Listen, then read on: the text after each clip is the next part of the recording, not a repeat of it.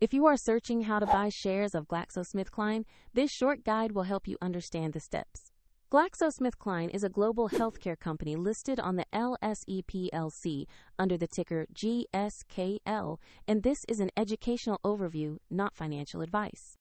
To buy shares, you need a broker, and I will use eToro as an example to demonstrate the process. After registering, you will need to verify your account, typically with an ID document, and then add funds before you can place a trade.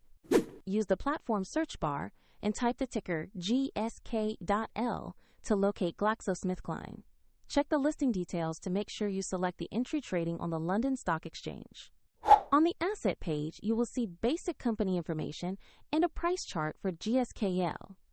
Confirm the company name and ticker to assure this is the correct GlaxoSmithKline share before proceeding.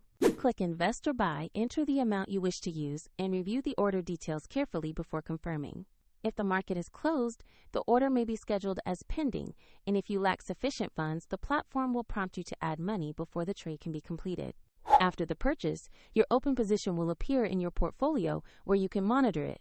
A link to eToro is provided in the description if you want to explore the platform used in this demonstration.